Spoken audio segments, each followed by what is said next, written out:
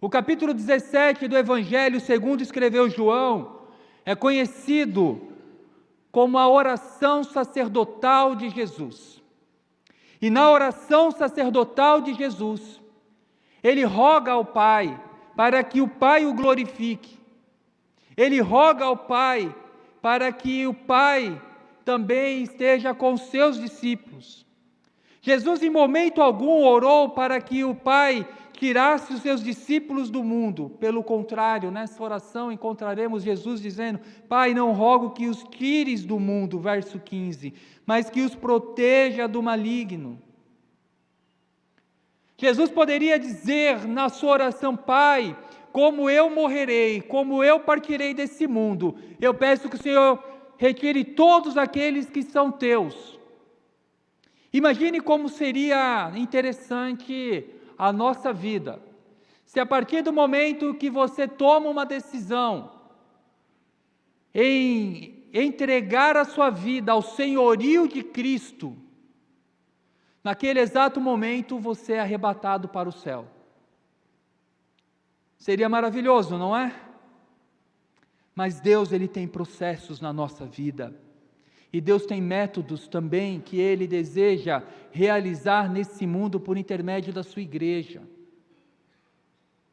Então Jesus, Ele não ora para que nós sejamos tirados do mundo, mas que Deus esteja conosco, nos capacitando, nos protegendo do maligno. E depois de Jesus interceder pelos apóstolos, agora Ele vai interceder também por nós.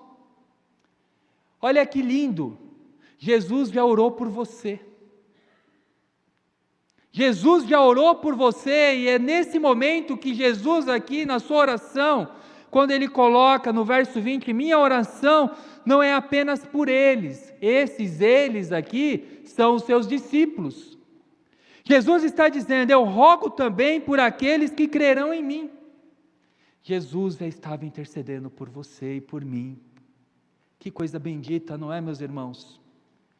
Como é prazeroso saber que Deus, na sua onisciência, no seu poder, Ele já intercedeu pela minha vida e pela tua vida. Ele intercedeu pela igreja.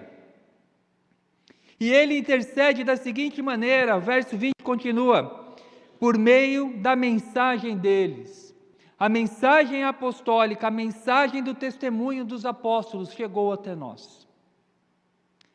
A mensagem da graça de Jesus chegou até nós por intermédio desses homens que pregaram o Evangelho.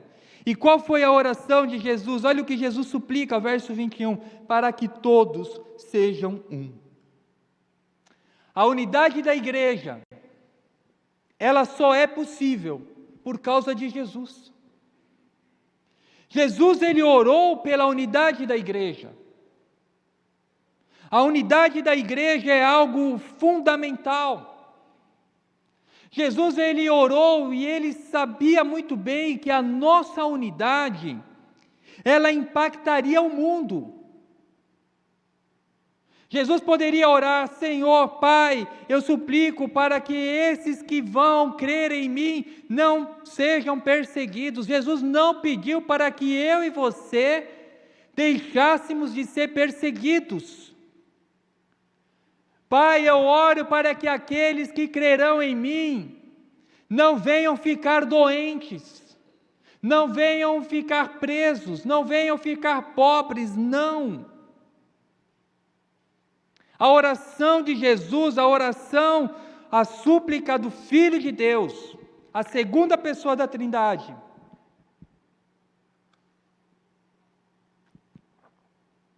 é para que nós sejamos um. E a referência que ele usa é, Pai, como tu está em mim e eu em ti. A unidade nossa não é uma unidade de amigos, de acordos. Eu só posso ter unidade com você se você e eu tivermos Cristo na nossa vida. Eu sou um com a minha esposa, eu e ela por intermédio do nosso casamento, nos tornamos uma só carne. como igreja, pelo sangue de Jesus, nós nos tornamos corpo de Cristo. Eu não tenho unidade com uma pessoa que não tem Cristo. Eu não posso ter uma unidade com uma pessoa que não tem Cristo.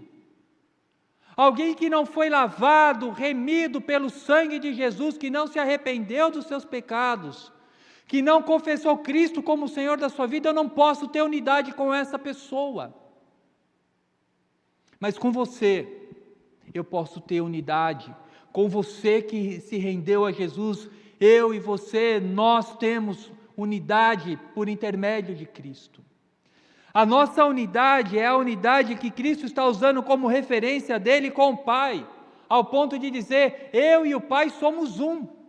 Quem me vê, vê o Pai. Quem vê o Pai, me vê. Não há distinção. Em outras palavras, se essa é a referência, quem olha você, olha para mim. E quem me olha, olha você, como referência, como corpo de Cristo. A unidade do corpo de Cristo, ela sofre por vários ataques, como eu disse, mas ela permanece em meio a tantos ataques, porque quem sustenta a unidade da igreja é Jesus. O que sustenta a unidade da igreja não é uma cantina, não é um encontro de casais, não é uma reunião de jovens, não é esse culto. O que sustenta a unidade da igreja é Jesus Cristo. Porque se a unidade da igreja dependesse de mim e dependesse de você, a igreja de Jesus não existiria. E se estamos de pé, frente a tantos ataques, é porque essa oração tem poder. Se a igreja não sucumbiu pelo Coliseu, se a igreja não sucumbiu pela perseguição, se a igreja não deixou de existir pelos ataques vil de Satanás, demônios, de homens e da própria natureza pecaminosa, é porque quem está no comando da unidade da igreja é o Espírito Santo de Deus. Glória a Deus, aleluia! Mas nós, muitas vezes, militamos contra o Espírito de Deus. Nós, ao invés de nos unirmos ao que Deus está fazendo, nós muitas vezes nos unimos contra o que Deus está fazendo. E é curioso isso.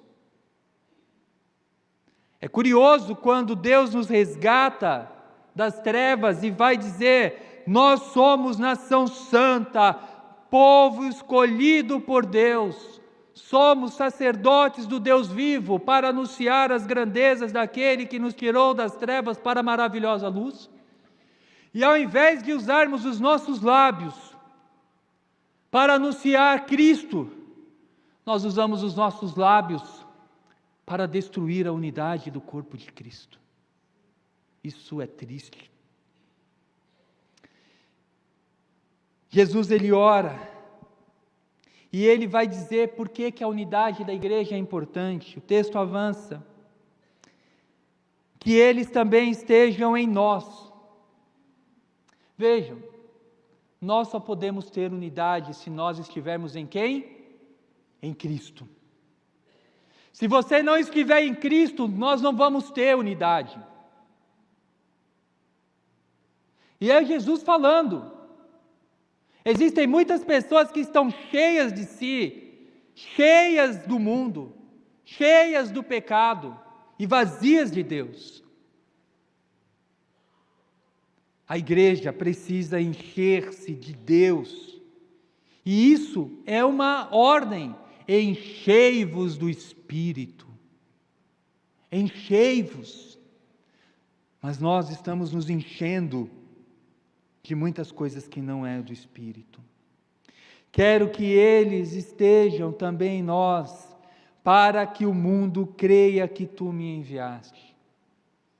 Sabe o que isso significa, queridos irmãos? Quando nós não estamos unidos, o mundo não crê que Deus, Cristo, é o Salvador.